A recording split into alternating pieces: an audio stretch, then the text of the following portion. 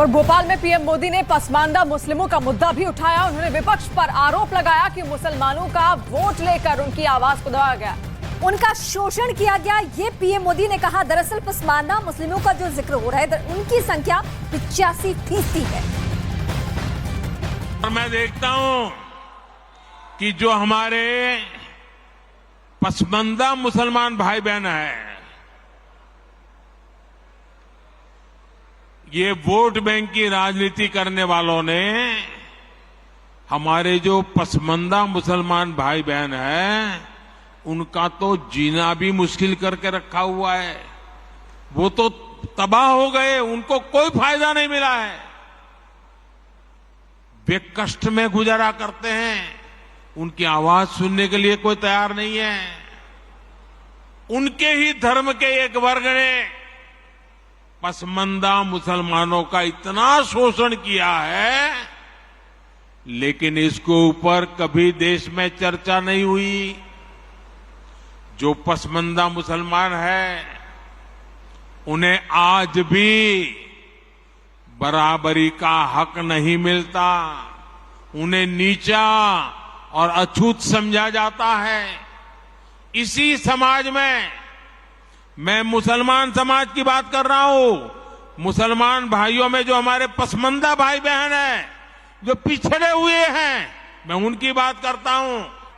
BJP के कार्यकर्ता जब इन तथ्यों और तर्कों के साथ मुसलमान भाई बहनों के पास जाएंगे तो उन्हें ज्यादा बेहतर तरीके से समझाएंगे और उनका भ्रम भी दूर होगा।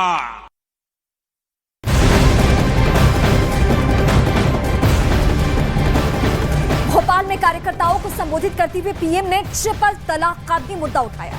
तो ट्रिपल तलाक का मुद्दा प्रधानमंत्री नरेंद्र मोदी ने उठाया और इस दौरान पीएम मोदी ने विपक्ष पर सवाल दागते हुए कहा कि 3 तलाक के पक्ष में बात करने वाले मुस्लिम बेटियों के साथ अन्याय हो रहा है। तो ट्रिपल तलाक पर यहां पर अपना बयान उन्होंने दिया है। 3 तलाक पर बड़ी बात पीएम की ओर से यहां पर कही गई है और साथ साथ उन्होंने कहा कि 3 तलाक बेटियों के साथ अन्याय है। अगर 3 तलाक इस्लाम का जरूरी अंग है तो पाकिस्तान में क्यों नहीं होता भाई? अगर 3 तलाक इस्लाम का जरूरी अंग है तो इंडोनेशिया में क्यों नहीं होता?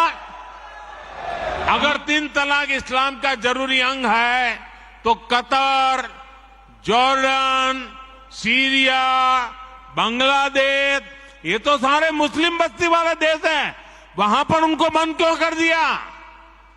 मैं समझता हूं कि मुसलमान बेटियों पर 3 तलाक का फंदा लटका कर कुछ लोग उन पर हमेशा अत्याचार करने की खुली छूट चाहते हैं।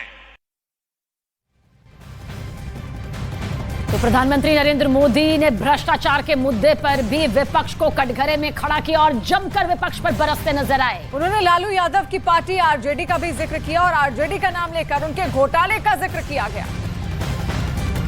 आरजेडी हजारों करोड़ के घोटाले का आरोप है। चारा घोटाला, अलकतरा घोटाला, पशुपालन शेड घोटाला, बाढ़ राहत घोटाला। आरजेडी के घोटालों की इतनी लंबी सूची है, अदालतें भी थक गई। एक के बाद एक सजा घोषित करती चली जा रही है। और कार्यकर्ताओं को संबोधित करते हुए पीएम मोदी ने साफ कर दिया कि घोटालेबाजों को बख्शा नहीं जाएगा। इसकी पीएम ने गारंटी भी दी है, वो बयान भी सुनाया। आपके बीच में से पल करके बड़ा हुआ हूं, आपसे साथ काम करते करते आपने मुझे यहां पहुंचाया है, तो आज मैं भी एक गारंटी देना चाहता हूं। दे दो, दे दो, दे दो। अगर उनकी घोटाले की गारंटी है तो मोदी की भी एक गारंटी है।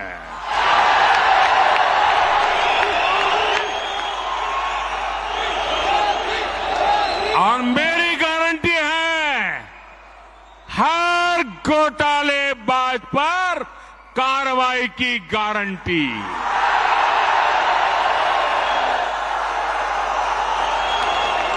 हर चोर लुटेरे पर कार्रवाई की गारंटी।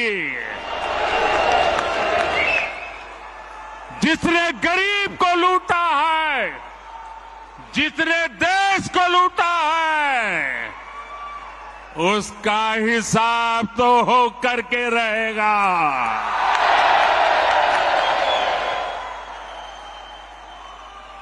आज जब कानून का डंडा चल रहा है, जब जेल की सलाखें सामने दिख रही है, तब जाकर के ये जुगलबंदी हो रही है।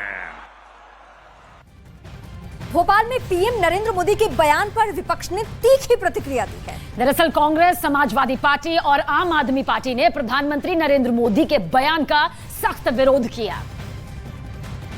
उनको याद दिलाएंगे 1977 में, 1989 में और कई बार भारतीय जनता पार्टी भी तमाम विपक्षों के साथ कांग्रेस को हराने के लिए, परास्त करने के लिए साथ आई थी। और आज विपक्ष अगर एकजुट हो रहा है तो उनको इस बात की क्यों परेशानी हो रही है, वो तो चुनाव बताएगा, आने वाला समय बताएगा। वो तो कह रहे थे कि कांग्रेस मुक्त भारत होने जा रहा है, लेकिन वो खुद दक्षिण भारत से मुक्त हो गए, भारतीय जनता पार्टी मुक्त हो गई। कमाल है भारतीय जनता पार्टी को, जनता ने चुना था कि भारतीय जनता पार्टी जनता की समस्या का समाधान करेगी, जनता की चिंता करेगी। तो विपक्ष की चिंता कर रही है कि विपक्ष मिल रहा है कि नहीं मिल रहा है, विपक्ष की मीटिंग में क्या हुआ। अरे विपक्ष ने आपको नहीं चुना है, विपक्ष ने आपको वोट नहीं दिया था, जनता ने वोट किया था। अब जनता की चिंता करो तो ज्यादा अच्छा होगा। आदिवासियों के लिए कुछ कानून बने हैं, उस पर यूसीसी में क्या होगा। 371 के जो कानून है, जो नॉर्थ ईस्ट के और हिमाचल के राज्यों को कुछ विशेष अधिकार मिले हैं, उस पर यूसीसी में क्या होगा। मोदी जी और भारतीय जनता पार्टी को देश को ड्राफ्ट रखना चाहिए। यूसीसी में वो करना क्या चाहते हैं, उसका दस्तावेज कहाँ है? मैं तो खोज रहा हूँ, दस्तावेज दीजिए पहले, हम लोग पढ़े जाने तो आप यूसीसी में क्या करना चाहते हैं। प्रधानमंत्री नरेंद्र मोदी के यूनिफॉर्म सिविल कोड वाले बयान पर एआईएमआईएम प्रमुख असदुद्दीन ओवैसी ने भी सवाल उठाया। उन्होंने क्या कुछ कहा वो आपको सुनवाते हैं। यूनिफॉर्म सिविल कोड की जब बात प्रधानमंत्री कर रहे हैं, वो यूनिफॉर्म सिविल कोड की नहीं बात कर रहे, वो हिंदू सिविल कोड की बात कर रहे। इस्लाम में शादी एक कॉन्ट्रैक्ट है, हिंदुइज्म में जन्म जन्म का साथ है, क्रिश्चियनिटी में आई डू बोलते हैं। और विपक्ष के सवालों पर बीजेपी के नेताओं ने पलटवार भी किया। पीएम मोदी ने भोपाल में मेरा बूथ सबसे मजबूत कार्यक्रम में विपक्ष पर जोरदार हमला बोला है। सशक्त मोदी सरकार, सशक्त भारत, यही है फॉर्मूला। इसी को भारतीय जनता पार्टी के कार्यकर्ताओं को दायित्व लेके नीचे तक जाना पड़ेगा। कोड देश में आना चाहिए, देश की महिलाओं को जो स्थान मिलना चाहिए परिवारों में वो मिलना चाहिए। और कहीं ना कहीं यूनिफॉर्म सिविल कोड महिलाओं से जुड़ा हुआ सवाल है, और इसलिए यूनिफॉर्म सिविल कोड के लिए जो भारत सरकार से बन पाएगा वो करेगी। ये इसमें बांटने की क्या बात है? ये तो देश में जब ओबीसी की पहचान की गई थी, इवन मंडल आयोग में भी पहचान की गई थी, तो ऑक्यूपेशन के आधार पे और इनके आधार पे इनको चिन्हित करके वोट दिया ही है। और ये तो सच है कि देश में जो पिछड़ों में भी जो बहुत गरीब और अति पिछड़े समाज हैं, जिन लोगों ने पिछड़ों के आधार पे वोट की राजनीति की बात भी करी है, उन्होंने तो कभी इसका ध्यान दिया नहीं। पीएम मोदी ने अपने संबोधन में परिवारवाद के मुद्दे पर भी विपक्ष को घेरा। उन्होंने लोगों से साफ कहा कि अगर अपने बच्चों का लोग विकास करना चाहते हैं तो बीजेपी को वोट दें।